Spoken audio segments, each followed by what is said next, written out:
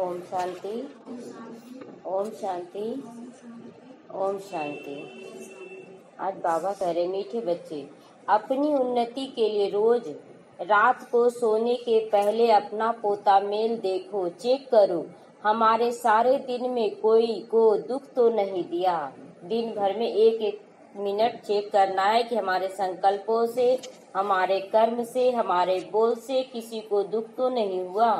प्रश्न है, महान सौभाग्यशाली बच्चों में कौन सी बहादुरी होगी? उत्तर है, जो महान सौभाग्यशाली हैं वह स्त्री पुरुष साथ में रहते हुए भी भाई भाई होकर रहेंगे। स्त्री पुरुष का भान नहीं होगा, पक्के निश्चय बुद्धि होंगे। महान सौभाग्यशाली बच्चे झट समझ जाते हैं कि हम भी स्टूडेंट है, ये भी स्टूडेंट है, भाई बहन हो गए। लेकिन बहादुरी यह है तब चल सकती है जब अपने को आत्मा समझो। बाबा कह रहा है ये तभी हो सकता है जब हम अपने आप को आत्मा समझेंगे। ऐसे भी लौकिक परिवारों में भी वर्षा किसको मिलता है? वर्षा किसको मिलता है? संपत्ति का अधिकार किसको मिलता है? बेटा लोग को। तो बेटा को तो जब हम देह धारण किए हैं, यानी कि ये प्रकृति है, अगर हम देह भान में आ गए तो ये बेटी का रूप ले लिए, तो बेटी को फिर वर्षा नहीं मिलेगा।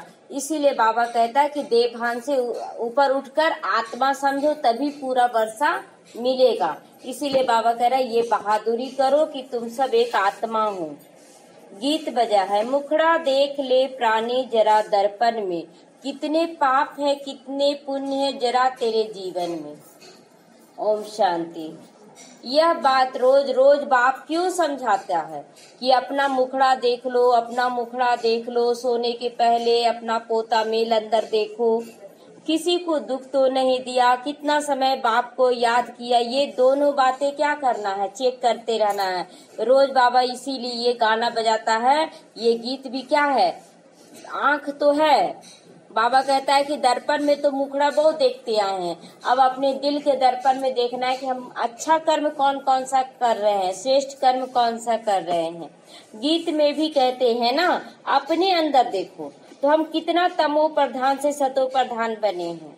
सारे दिन में कितना समय याद किया अपने मीठे बाबा को, कोई भी देहधारी को तो याद नहीं किया। दिन भर में चेक करना कि कहाँ कहाँ मन जा रहा है हमारा। सभी आत्माओं को कहा जाता है अपने बाप को याद करो। अब वापस जाना है। कहाँ जाना है? कहाँ जाना? अपने घर परम धाम। आत्माएं जो 5000 साल पहले उतरी थी, अब पाठ बजाते बजाते बिल्कुल ही थक चुकी है। इसीलिए अब अपने घर जाने की तैयारी करना है, क्योंकि वहाँ जाने के बाद ही आराम होगा। अभी भी यहाँ आराम हराम है, अभी आराम नहीं करना है। जो सोचे कि बाबा के बच्चे बन गए तो आराम करे, नहीं, अभी तो और ज्यादा काम है, क्योंकि जाने के लिए तैयारी कर रहे हैं। अब शांति धाम होकर नई दुनिया में आना है। यह तो पुरानी दुनिया है। जब बाप आते हैं तब स्वर्ग का द्वार खुलता है। अभी तुम बच्चे जानते हो हम संगम युग पर बैठे हैं। यह भी आश्चर्यजनक चीज है ना, जो संगम पर आकर स्टीमर में बैठकर उतर जाते हैं।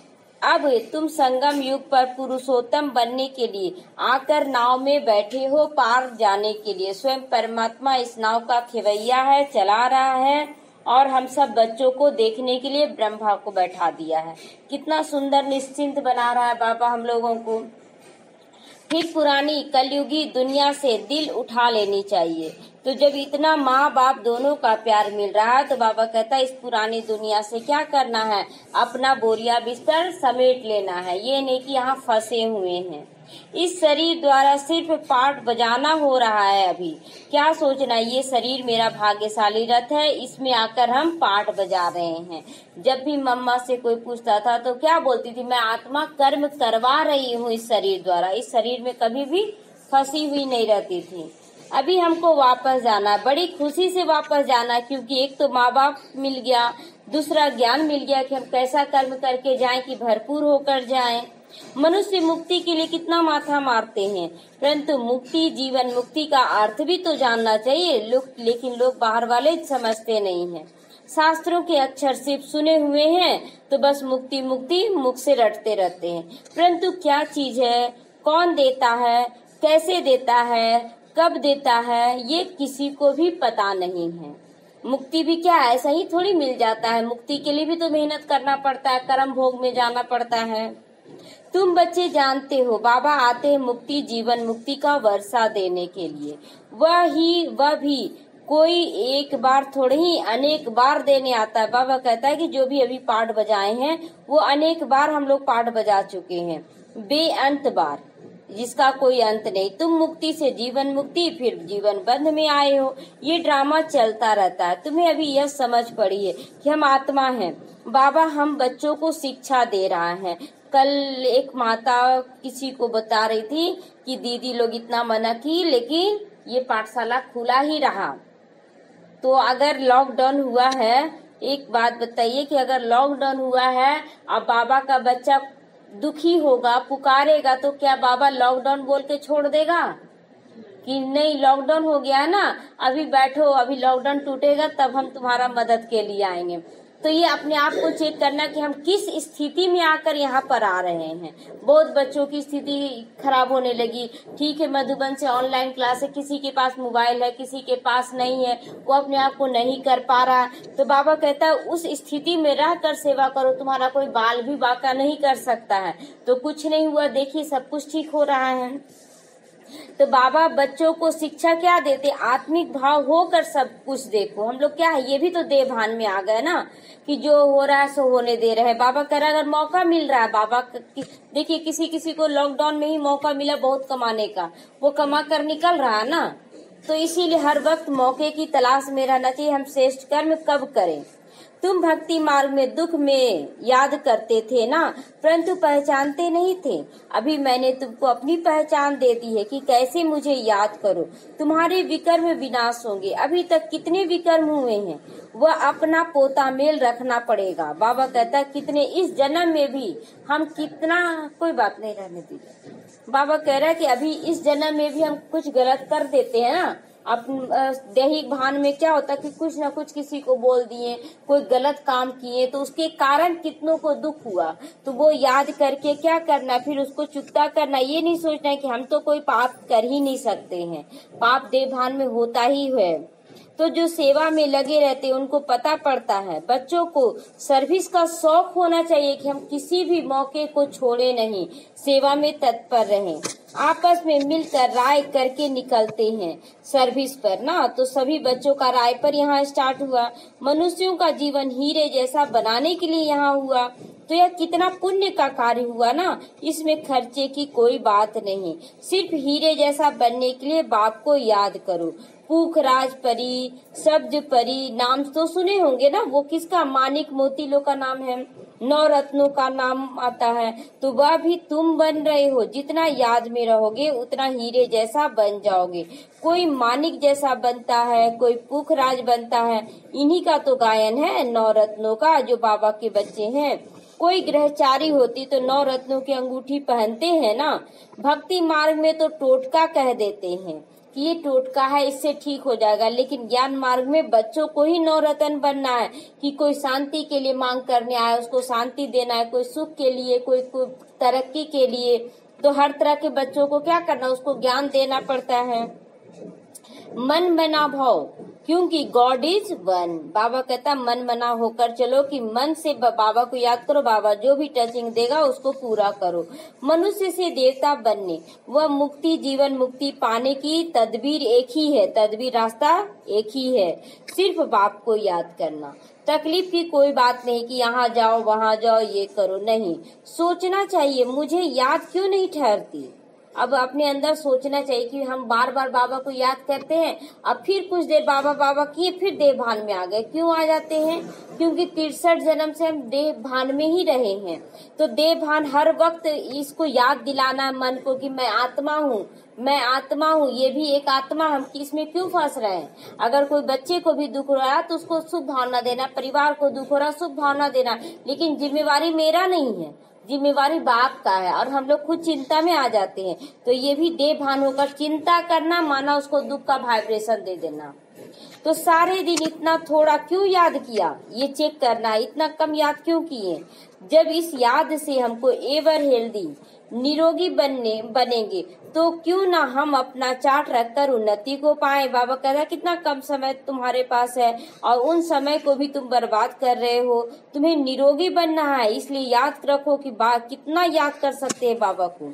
बहुत हैं जो 2-4 रोज चार्ट रख कर फिर भूल जाते हैं, 2-4 रोज चार्ट रखते फिर भूल जाते हैं। तो ये जरूरी नहीं है कि चार्ट आपको लिख कर ही देना है, मन और बुद्धि को यूज करके भी तो चार्ट रखा जा सकता है। तो बाबा कहता है डेली, अगर नहीं होता है रात को तो घंटे घंटे क्या हुए, 1-1 घंटा में अपना क्या गलती हुई बाबा को बताते रहे, बाबा अभी ये गलती हमसे हो गया है, हमसे ये गलती, वो आसान हो जाएगा आपको। और दिन भर शाम को देने से क्या होता है, याद भी नहीं रहता संकल्प कौन सा चला। तो इसलिए अच्छे काम करते करते हम बाबा से बात कर सकते हैं ना मन से। तो ये हर वक्त चेतना, इस समय हमसे ये देहभान में भूल हुआ, ये भूल हुआ, तो ये बाबा को बताना। अगर किसी का बात भी मन में चल रहा तो बाबा को प्रत्यक्ष करके क्या करना, उनसे बात करना कि बाबा ये ऐसे कर रहा, बताओ इस समय हमें क्या करना चाहिए। तो ये बाबा का ही नाम लेकर, एक माता क्या बोली ना कि ज्ञान सुन ली, समझी थोड़ा सा, और समझने के बाद कोई उनसे बात किया तो उनको ज्ञान दी, और ज्ञान देने के बाद वो बोली कि आपके अंदर इतना ज्ञान कहाँ से आ गया, बहुत अच्छा लग रहा है आपका ज्ञान सुनकर।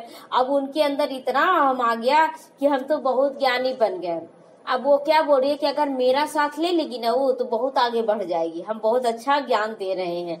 तो ये भी क्या है, अहंकार उसको नीचे गिरा देगा।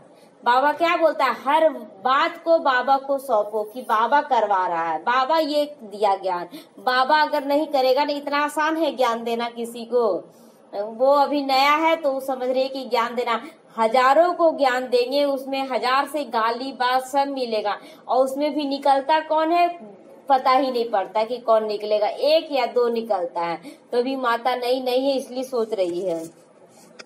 कोई को भी समझाना बहुत सहज होता है। नई दुनिया को सतयुग और पुरानी दुनिया को कलयुग कहा जाता है। कलयुग बदल कर सतयुग होगा, ये पूरा निश्चय बुद्धि रखकर चलना है। बदली होता है तब हम समझा रहे हैं ना। कई बच्चों को यह पक्का निश्चय नहीं है कि यह वही निराकार बाप हमें ब्रह्मा के तन में पढ़ा रहा है। अरे ब्राह्मण है ना हम, ब्रह्मा कुमार कुमारियां कहलाते हैं, उसका क्या अर्थ हुआ। वर्षा कहाँ मिलेगा, एडॉप्शन तब होती है ना जब कुछ प्राप्ति होती है। तुम ब्रह्मा के बच्चे ब्रह्मा कुमार कुमारी क्यों बने हो, सचमुच में बने हो या इसमें भी कोई संशय हो पड़ता है। बहुत बच्चे क्या है, ज्ञान में आने के बाद भी क्या बोलते हैं, अभी हम ब्रह्मा कुमारी नहीं बने हैं, अभी हम समर्पित हुए हैं, पूरा कला धारण किए हैं, ये सब संशय। लेकिन बाबा अगर घर में भी एक बच्चा जन्म लेता है, चाहे वो 1 सेकंड का ही बच्चा जन्म क्यों न ले, वो उस घर का वारिस हो जाता है। तो हम जब बाबा के बच्चे 7 डेज कोर्स कर चुके हैं, हम वारिस क्यों नहीं बनेंगे।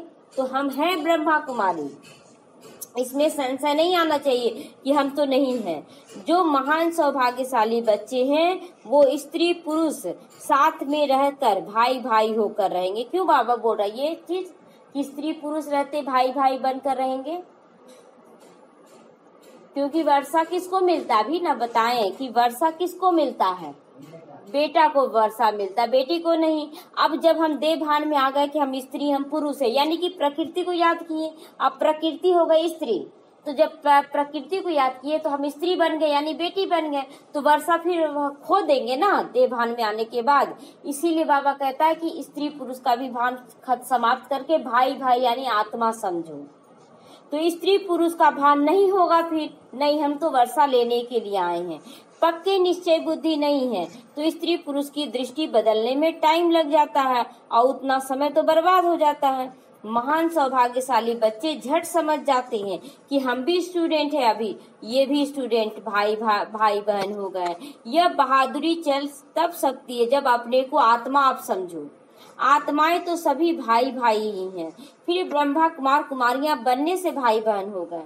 कोई तो बंधन मुक्त भी है तो कुछ ना बुद्धि में आ जाता है। बाबा कहता है कि अगर बंधन मुक्त भी है अगर, तो भी कुछ ना कुछ बुद्धि में आ जाता है। वो बहुत सुंदर है, वो बहुत आगे निकल रहा, उसका बच्चा इतना अच्छा पढ़ रहा, उसका ये बहुत अच्छा, यानी कि हम देख को देख रहे हैं। देख को देखना, सुंदर बोलना, ये भी क्या है, बाबा कहता है रॉन्ग है। किसी के बच्चे को देखकर भी नहीं बोलना कि वो बच्चा बहुत सुंदर है। किसी को ये देख कर नहीं बोला उसका बच्चा बहुत आगे जा रहा है, ये भी देवभान हुआ ना। वो जैसा संस्कार लेकर आए वो ऐसा कर्तव्य कर रहा है। तो हम क्यों ये समझे कि उसका बच्चा ऐसे, मेरा बच्चा ऐसे, उसका पति बहुत सुंदर, ये पति काला है, ये उसका पति ज्यादा कमा रहा है, मेरा पति कम कमा रहा है। ये कुछ नहीं, मेरा जो भाग्य है, मेरा जो पाठ है वही बजा रहे हैं। किसी को देखकर बोलना ये भी देवभान हुआ, ये भी गलत दृष्टि हुआ। कर्मातीत अवस्था होने में टाइम लगता है। तुम बच्चों के अंदर बहुत खुशी रहनी चाहिए, कोई भी झंझट नहीं है। बाबा कहता ज्ञान में चलने से कोई झंझट नहीं है, लेकिन हम लोग देवभान में आने के कारण झंझट मोल ले लेते हैं। पता नहीं सामने वाला क्या सोचेगा। अरे सामने वाला का रोल पहले से फिक्स है, अनेक बार हम लोग कर चुके हैं। फिर हमारे मन में डर क्यों पैदा हो जाता है कि सामने वाला क्या बोल देगा। कुछ नहीं बोल सकता। बाबा कहता ना समस्या की सीट पे मत बैठो। कल ही मुरली में आया ना कि समस्या की सीट पे मत बैठो, समाधान की सीट पे बैठो, समस्या छोटा हो जाएगा। लेकिन हम लोग समस्या की सीट में बैठकर क्या सोचते हैं कि कुछ हो ना जाए, इसलिए थोड़ा सा तो ढलना पड़ेगा। यानी कि समस्या के ऊपर बैठे, कुछ भी नहीं कर सकता वो आत्मा, क्योंकि वो अपना रोल बजा रहा है। हमें अपना रोल बजाना है। हम आत्माएं अब बाबा के पास जाती है, पुराने शरीर आदि सब छोड़कर। हमने कितना पाठ बजाया, अब चक्र पूरा होता है।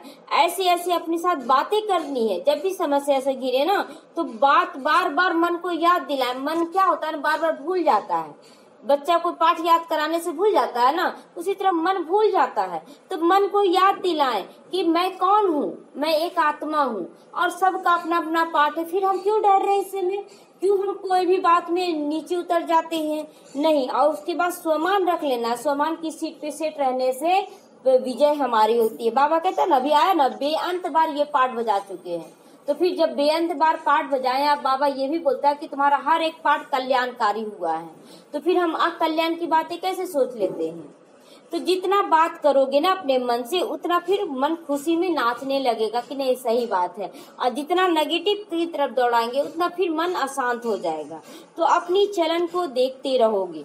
कहाँ तक हम लक्ष्मी नारायण को वरने लायक बने हैं। लक्ष्मी नारायण के राज्य में जा रहे हैं ना, तो अपने आप को चेक करना है। बुद्धि से समझा जा सकता है कि अभी हम थोड़े समय में पुराना शरीर छोड़ देंगे, थोड़े से समय में कब शरीर छूट जाएगा पता नहीं।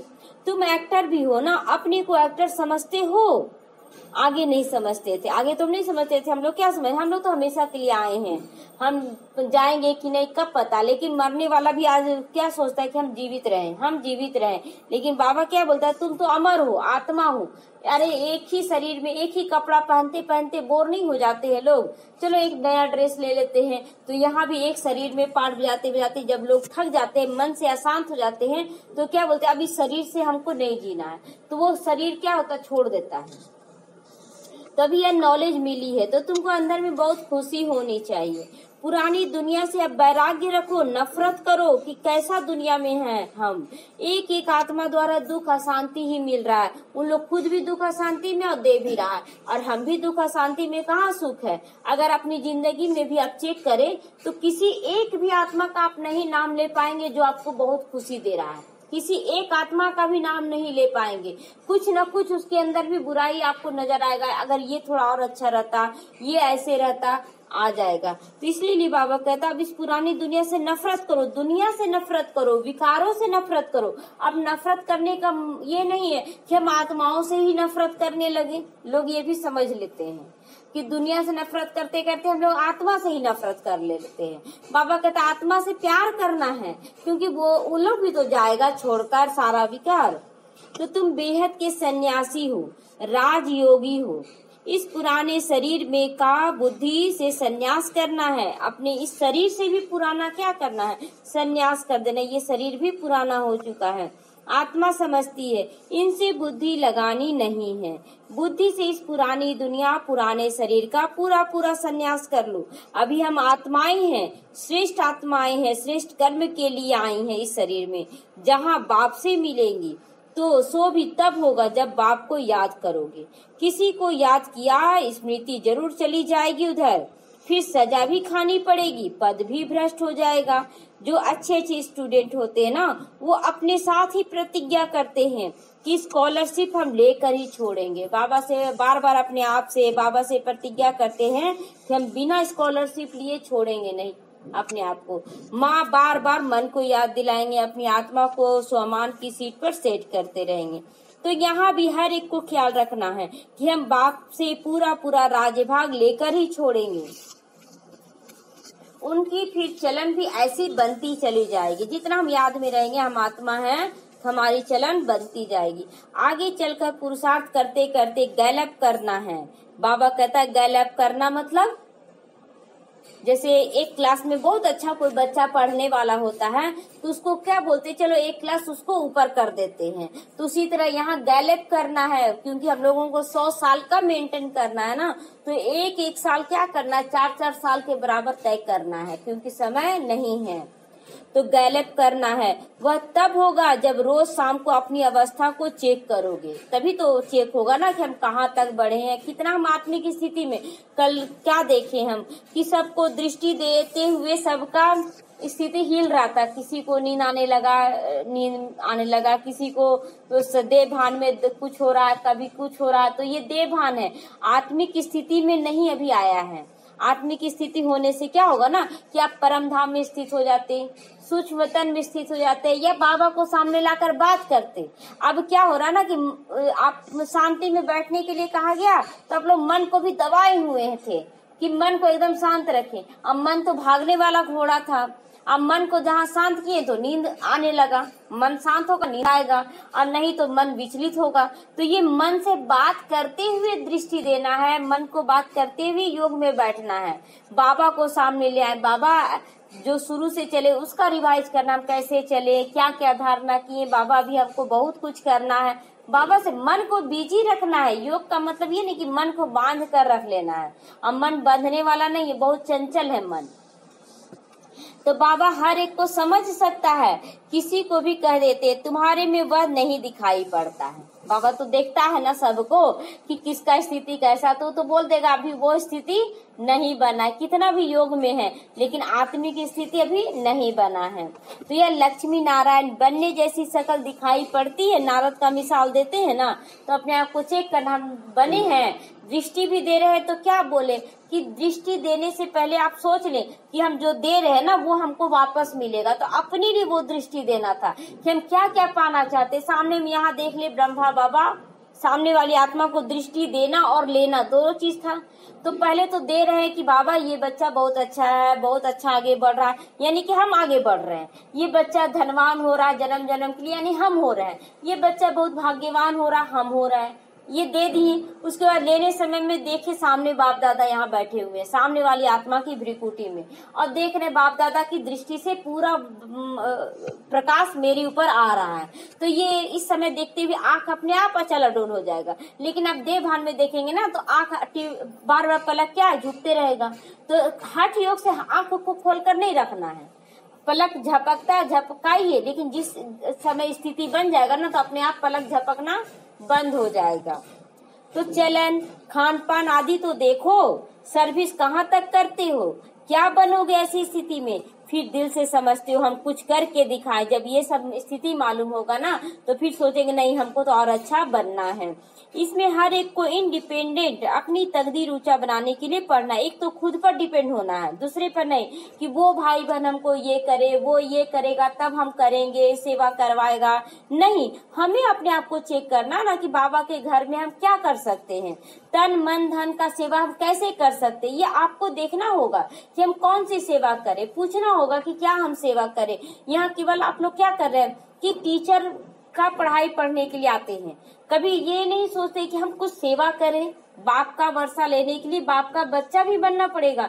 तो हर दिन एक बार जरूर बाबा से पूछना चाहिए कि यहाँ कोई सेवा तो नहीं है।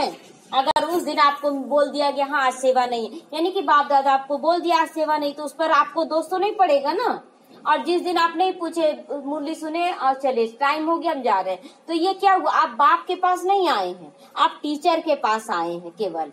तो बाप से वर्षा मिलेगा, टीचर से तो ज्ञान मिल रहा है। अगर श्रीमत पे नहीं चलते तो इतना ऊंचा पद नहीं पा सकेंगे। अभी पास नहीं हुए हो, कल्पांतर फिर नहीं होंगे। अगर इस समय पास नहीं होंगे तो ये हमारा क्या हो रहा, हर 5000 साल के बाद यही पाठ बजाएंगे। तुमको सब साक्षात्कार होगे, हम किस पद पाने के लायक हैं। अपने पद को भी साक्षात्कार करोगे तुम। शुरू में साक्षात्कार होता था ना, तब फिर बाबा सुनाने के लिए मना कर देते थे। फिर बाबा क्या बोला कि नहीं सुनाना है कि कौन क्या बनेगा, क्योंकि अगर कोई दास दासी का आता था पाठ तो मूंझ जाता था, हम दास दासी बनेंगे, भाग गया। इसीलिए अब देखना अपने आप को केवल कि हम क्या बनेंगे। पिछाड़ी में तो सब पता पड़ेगा ही कि कौन क्या बनेगा, हम क्या बनेंगे।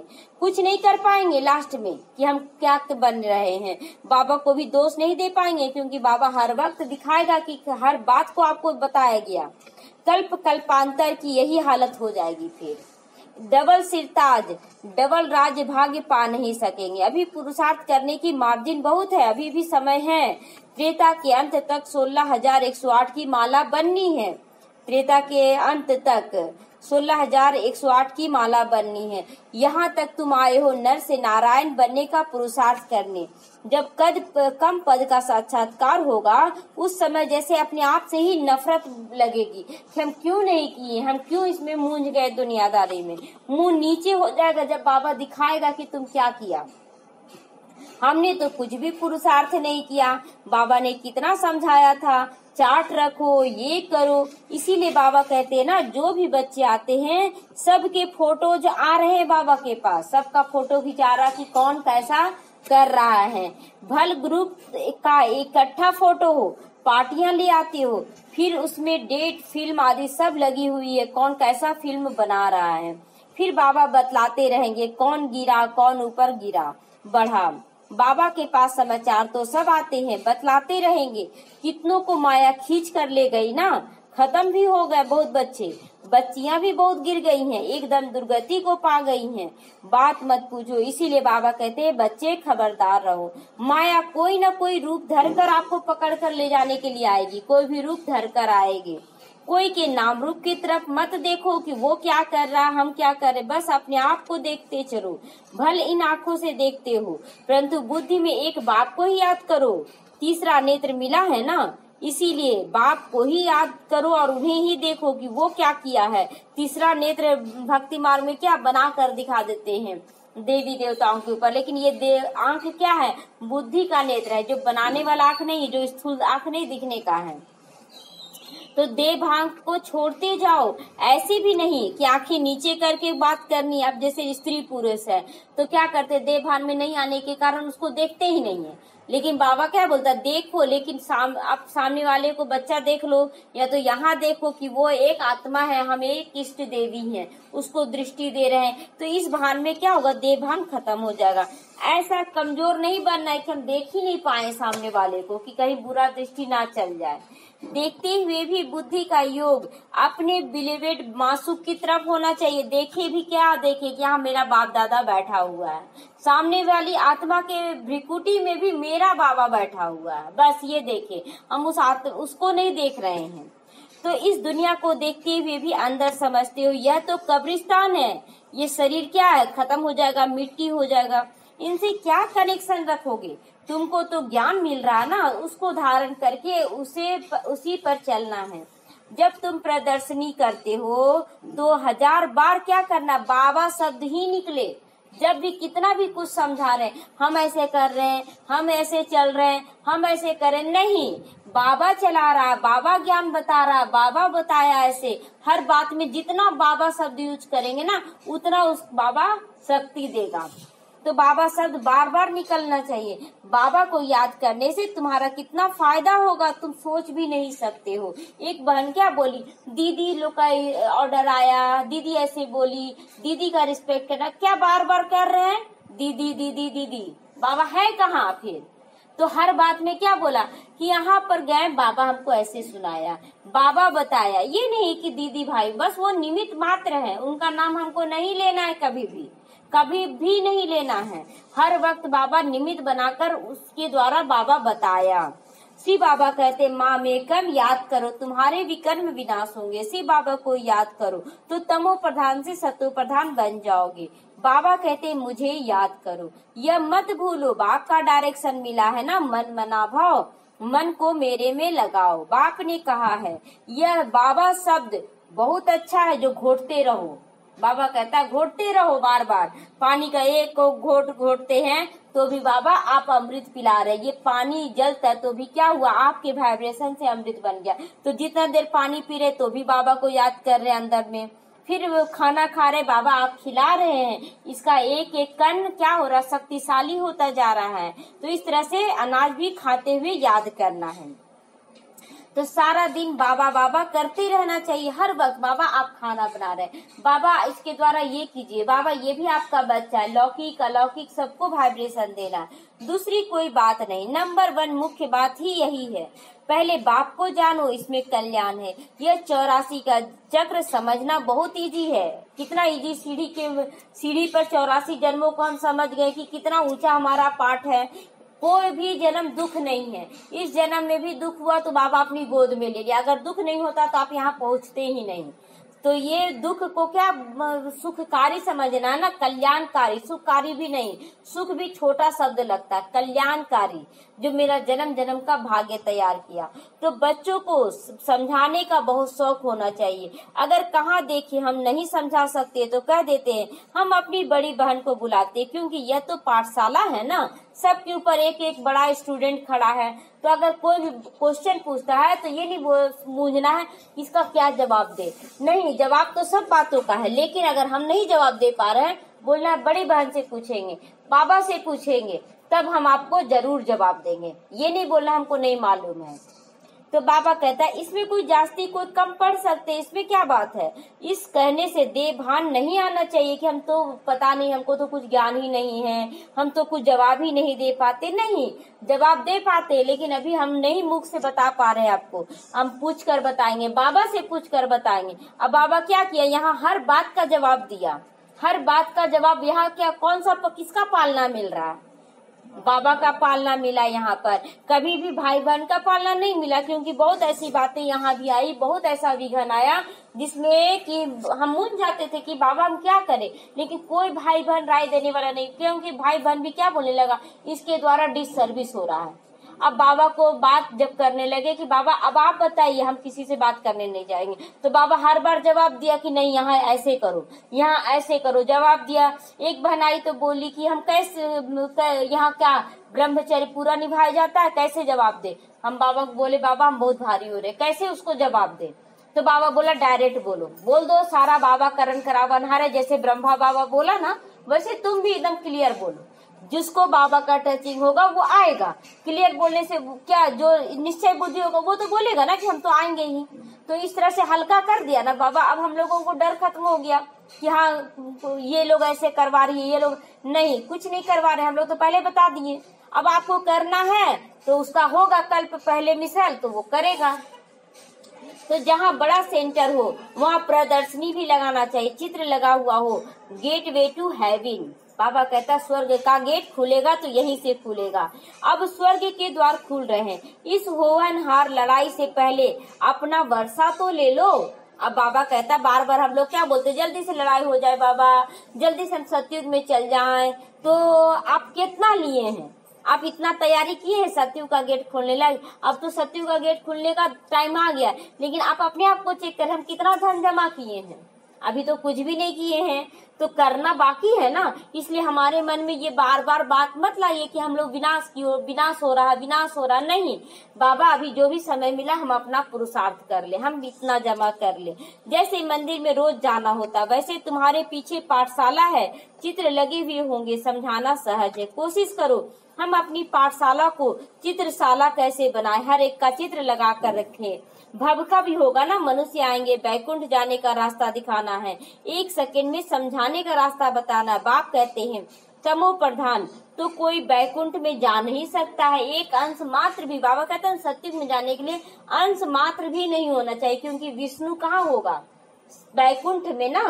तो बैकुंठ विष का अनुमात्र भी नहीं होना चाहिए, अनु बहुत छोटा अंश होता है। तो नई दुनिया में जाने के लिए सत्व प्रधान बनना है, इसमें कोई खर्चा नहीं है, ना कोई मंदिर ना कोई चर्च आदि जाने की दरकार है।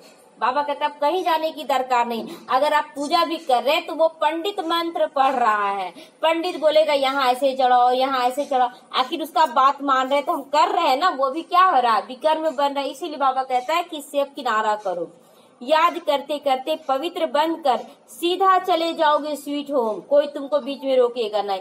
हम गारंटी कर रहे हैं तुमको इम्प्योर से प्योर ऐसे बन जाओगे। बाबा गारंटी कर रहा है कि तुम बनोगे, लेकिन संकल्प तो चलाओ। गोले में गेट बड़ा होना चाहिए। स्वर्ग का गेट कैसे खुलता, कितना क्लियर है। नर्क का गेट बंद होना है। स्वर्ग में नर्क का नाम भी नहीं होता है। कृष्ण को कितना याद करते हैं, परंतु यह किसी को मालूम नहीं पड़ता कि वह कब आते हैं। कुछ भी नहीं जानते, बस उसको प्यार करते रहते हैं। कृष्ण को, बाप को जानते नहीं, बच्चे को प्यार कर रहे हैं। भगवान हमको फिर से राजयोग सिखलाते। यह याद रहे तो मन में खुशी होनी चाहिए कि राजयोग सीखकर हम जन्म जन्मांतर के लिए राजा बनने जा रहे हैं। तो यह खुशी रहे कि हम गॉड फादरली स्टूडेंट है। अगर ये राजभाग लेना है तो क्या समझे, हम सब एक स्टूडेंट है, अभी हम पढ़ रहे हैं। यह भूलना क्यों चाहिए, बार बार क्यों भूल जाते हो। अच्छा, मीठे मीठे सीखी लदे बच्चों प्रति माता पिता बाप दादा का याद प्यार और गुड मॉर्निंग। रूहानी बाप की रूहानी बच्चों को नमस्ते। हम रूहानी बच्चों की ओर से रूहानी माता पिता बाप दादा को याद प्यार गुड मॉर्निंग और नमस्ते नमस्ते। धारणा के लिए आज मुख्य सार है, सारा दिन मुख से बाबा बाबा निकलता रहे। हर बात में बाबा, हर बात में बाबा, ताकि कम से कम प्रदर्शनी आदि समझाते समय मुख से 1000 बार बाबा निकले। क्यों? क्योंकि अगर जब बार बार बाबा निकलेगा ना तो लोग समझेगा आखिर कौन सा बाबा आया हुआ है, चलो उस बाबा से एक बार मिल ही लेते हैं, कौन सा बाबा है। तो बाबा शब्द सुनने से वो आएगा मिलने के लिए कि देखते कौन सा बाबा यहाँ बैठा हुआ है। दूसरा है, इन आंखों से सब कुछ देखो। ऐसा तो नहीं है कि हम आत्मा निकल जाते हैं शरीर से, देवभान में सब कुछ देखते हैं, लेकिन देखते हुए भी क्या सोचे ये ड्रामा है, सब अपना अपना पार्ट बजा रहा है। तो दुख सुख होने का नाम भी नहीं आएगा, न सुख भासेगा न दुख भासेगा। तो एक बाप को याद करो, आपस में बातें करते रहो। तीसरा नेत्र द्वारा आत्मा को और आत्मा के बाप को देखने का अभ्यास करो। हर एक में आत्मा देखो और आत्मा के पिता को देखो। वरदान है, नीरस वातावरण में खुशी की झलक का अनुभव कराने वाले एवर हैप्पी भव। नीरस मतलब कोई वहाँ सुख नहीं है, शांति नहीं है, खुशी नहीं, वहाँ भी आपकी झलक से वहाँ खुशी की लहर फैल जाए। एवर हैप्पी अर्थात सदा खुश रहने का वरदान जिन बच्चों को प्राप्त है, वह दुख की लहर उत्पन्न करने वाले वातावरण में भी, नीरस वातावरण में भी, अप्राप्ति का अनुभव कराने वाले वातावरण में भी सदा खुश रहेंगे और अपनी खुशी की झलक से दुख और उदासी के वातावरण को ऐसे परिवर्तन कर देंगे जैसे सूर्य अंधकार को परिवर्तन कर देता है। अंधकार को नहीं बोला जाता कि तुम भागो, लेकिन सूर्य की रोशनी में कितना ताकत, वो एक छिद्र से भी क्या होती है, रोशनी इतना फैला देती है कि रूम में रोशनी हो जाता है। रात जैसा अंधेरा नहीं रहता है दिन में, कितना भी आप दरवाजा खिड़की बंद कर दे, लेकिन एक छिद्र भी रहेगा ना तो रोशनी प्रवेश कर जाएगा। लेकिन अंधेरा कहीं जा सकता है, अंधेरा का पांव नहीं है, यानी कि बुराई का पांव नहीं है, उजाला का पांव है। तो लेकिन हम लोग बुराई को इतना महत्व दे देते हैं ना कि बुराई अपने आप धारण कर ले, दरवाजा खिड़की ही बंद कर लेते हैं। तो अंधकार के बीच रोशनी करना है, अशांति के अंदर शांति लाना है, नीरस वातावरण में खुशी की झलक फैलानी है। इसी को कहा जाता है एवर हैप्पी। वर्तमान समय इसी सेवा की तो आवश्यकता है। हर एक आत्मा भी दुखी अशांत है। स्लोगन है, अशरीरी वह हो सकता है जिस शरीर का कोई भी आकर्षण अपनी तरफ ना खींचे। वही अशरीरी हो सकता है जो हर वक्त अपने को आत्मा याद दिलाता रहे। ओम शांति।